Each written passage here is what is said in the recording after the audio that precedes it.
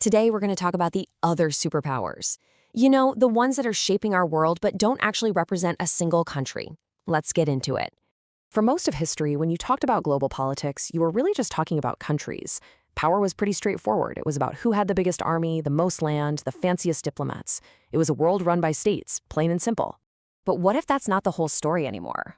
What if the groups pulling the strings on everything from the economy to the environment don't have a flag or an army? That is the wild new reality we're unpacking today, the quiet rise of these other global players.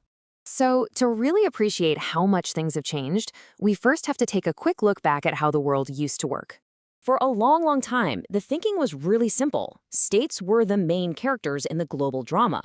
They were the ones who went to war, signed the treaties, and basically wrote the entire script. If you weren't a sovereign state, you weren't even a side character. You're just part of the scenery. And for a while, that model worked pretty well. But then, the world started to get a lot more complicated. It wasn't just a small change either. It was more like a flood of new actors bursting onto the scene, and the old script just couldn't keep up. So how did we get from a world run only by governments to the tangled web we have today? Well, the story really gets going over the last century or so. After the First World War, you saw the first big step with things like the League of Nations. After World War II, that just exploded. Suddenly you had the UN, the World Health Organization, and dozens of others. Then, fast forward to the 70s, and you get what experts call complex interdependence. Basically, it means countries were getting tied together not just by governments, but by huge multinational companies.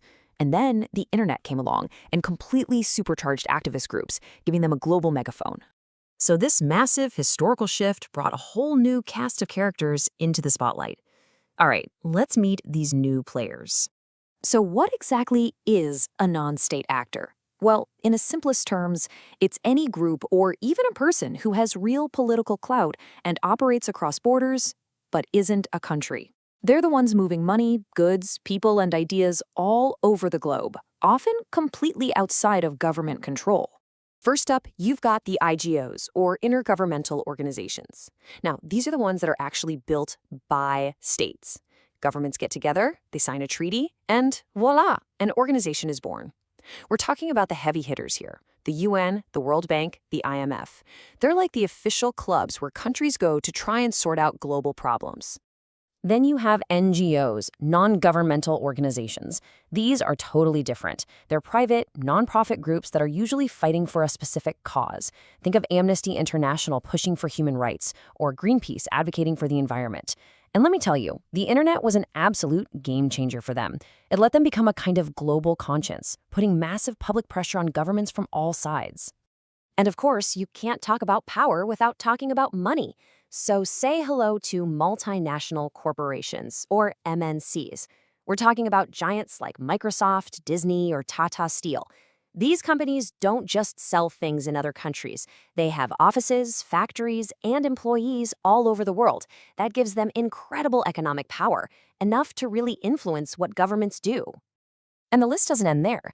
The category also covers, well, the darker side of things, like terrorist networks and international criminal organizations that work in the shadows. But on the other end of the spectrum, you have what some call global elites. These are super influential CEOs, religious figures, or even celebrities who can go online and sway public opinion all over the world in an instant. Okay, so we've met the whole cast of new characters. But so what? Why does this actually matter? Well, it matters because they have completely changed the rules of the game. This right here shows you the difference perfectly. The old world was all about official, state-to-state diplomacy. If one country wanted to talk to another, it had to go through formal government channels. That's it. But the new model, it's a web. It's a chaotic, tangled network where everyone is connected. You've got companies negotiating with governments, NGOs pressuring international organizations. It's a lot messier. And just let this sink in for a minute. That quote says it all. The yearly revenue of some of these huge companies is bigger than the entire national budget of many countries. I mean, when a corporation is that wealthy, you better believe that economic power translates directly into political power. And what that all adds up to is this. Politics is no longer a game played only by governments. It just can't be. With all these other actors watching and getting involved, there are new demands for everything to be out in the open. You can't just make huge global decisions behind closed doors anymore, because somebody is always watching. So, with this incredibly crowded and complicated stage, how do the experts even start to figure out who has the power and why? Well, as you can imagine, there's a pretty big debate about it. This table gives you a quick idea.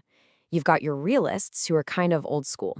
They'll say, sure, these other groups are around, but when push comes to shove, it's still all about states and their military power. But then you have the liberals, who see it completely differently.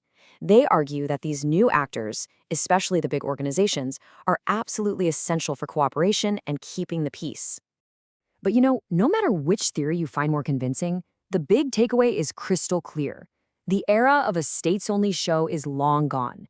Today's world is a complex network where governments have to share the spotlight with corporations, activists, and all sorts of other groups. Which leaves us with one final massive question. On a stage this crowded, with so many powerful actors all pulling in their own directions, who's actually directing the show?